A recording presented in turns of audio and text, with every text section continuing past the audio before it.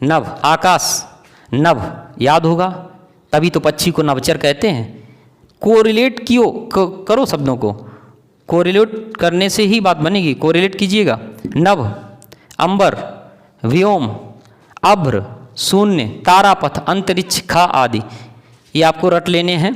अंबर, यहाँ पर कुछ डिबेटेबल पॉइंट्स ले लेते हैं। अंबर माने वस्त्र भी होता है, अंबर का अर्थ वस्त्र भी है और आकाश भी है। नोट करते चलें, एक नोटबुक लेकर ही बैठा करें, ठीक है। अंबर का अर्थ वस्त्र भी है और आकाश, जैसा कि आप देखें एक धुन्यनाद होता है आकाश में ओम रूपी, तो इसके व्योम कहा गया। ध्यान रखें, अभ्र बादल को भी कहते हैं, अभ्र बादल को भी कहते हैं और आकाश को भी कहते हैं। अभ्र दोनों के पर्याय में चल जाता है। चलिए, शून्य, आकाश पकड़ने छूने की चीज़ है नहीं, जब कुछ है ही नहीं तो शून्य है। तारापथ, जैसा कि शब्द से ही स्पष्ट हो रहा है। अंतरिक्ष शब्द पर और ध्यान दें, अंतरिक्ष और आकाश में थोड़ा अंतर फिर भी आकाश में लिखा गया है मोटे अर्थ में।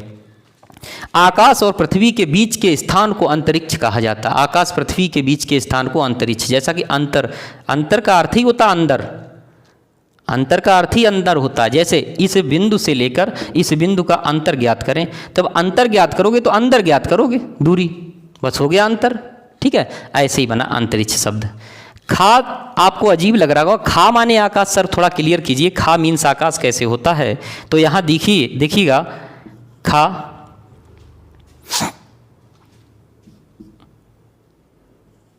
और इसी में मैंने प्लस कर दिया गा, शब्द बन गया खग।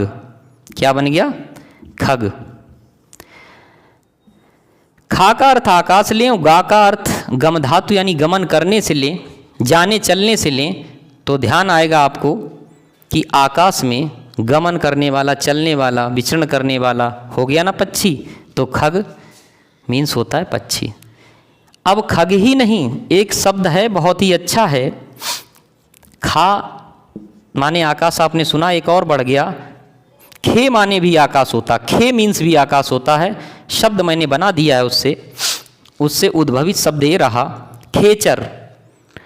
अगर किसी बच्चे से पूछ दिया जाए खेचर क्या होता है, 101%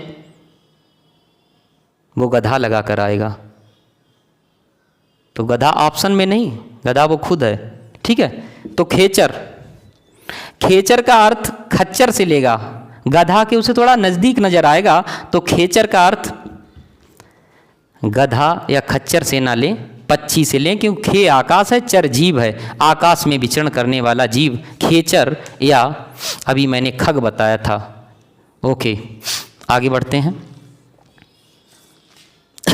अंतिम पर्याय है वायु का।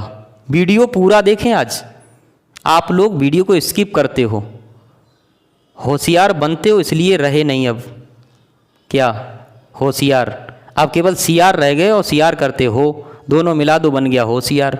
ऐसे वाले तो होशियार नहीं हो, ठीक है।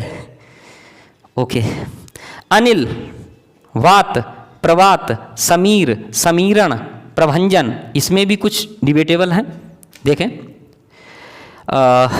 अनिल, वात, प्रवात, समीर। अनिल, ये तो मैंने बता ही दिया है, अनल और अनिल का अंतर, ठीक है। बिल्कुल कन्फ्यूजन नहीं होनी चाहिए, जिसमें नल शब्द आएगा वो आग का होगा, जिसमें नल नहीं नील है वो वायु का हो गया। वात, अब तो मोबाइल की दुनिया है तो कुछ भी कह लो, लेकिन बिना बात के बात नहीं होती, ऐसे याद रहेगा। जनरली बिना बात के क्या नहीं होती? बात। इससे ध्यान रहेगा, बात मीन्स वायु। हमारी आवाज़ आप तक चलकर वायु के माध्यम से जाएगी, इस बात को मैं कह रहा हूँ। कान तक कैसे आवाज़ पहुँचती? बात से। अब आप कहोगे ये भी शब्द हमने नहीं सुना। सुना है आपने, इनको कहाँ सुना है? देखो, आपने सुना है चक्रवात, सॉरी चक्रवात, चक्रवात कैसी बात? चक्रवात, तो घूमती हुई, चक्कर करती हुई बात, ठीक है, तो चक्रवात हो गई, ठीक है, चक्रवात। और जहाँ है ही नहीं बात, जहाँ वायु है ही नहीं, तो निर्वात। तो आपने कई बार वात शब्द सुना है। वातानुकूलित, एसी, एसी में इंग्लिश में जाए तो एयर पहला वर्ड आता है, ऐसे भी समझ सकते हो, ठीक है। प्रवात, ये विशेष है, बस इसका विशेष बताने के लिए प्रा लग गया। समीर, समीर, समीरण, इन दोनों को समझ लें। इसमें से समीर समीरण एक से हो गए, इसमें से मैंने समीर ले लिया। समीर या समीरण क्या होता है सुनिए। समीर या समीरण नोट करते चलें सभी लोग। समीर को समझ लें बहुत ध्यान से। समीर केवल उसी हवा या वायु को कहते हैं जो मंद होती है। तो यहाँ पर नोट कर लें, मंद पवन, मंद पवन को ही समीर कहेंगे। यदि तेज चल रही है तो समीर नहीं होगी। तो आप पूछोगे तो क्या होगा सर जी? तो मैं कहूँगा प्रभंजन। प्रभंजन, हनुमान जी जब भी क्रोधित होते थे उन्हें प्रभंजन जाय करके संबोधित किया जाता था। हे प्रभंजन जाय, जैसा रूप वैसा नाम रख दिया जाता है देवताओं में। चलो, तो प्रभंजन जाय तभी कहा गया जब वो क्रोध में होते थे। तो मंद पवन समीर होगी और प्रभंजन तेज। अब आपको बता दें, समीर का जीता जागता एक उदाहरण ले लीजिए। गर्मियों के दिन हो, आप ऐसे कर रहे हैं, छत पर घूम रहे हैं, बहुत तेज़ गर्मी लग रही है, कहते हैं कि आज तो एक हवा का झोंका भी नहीं आया।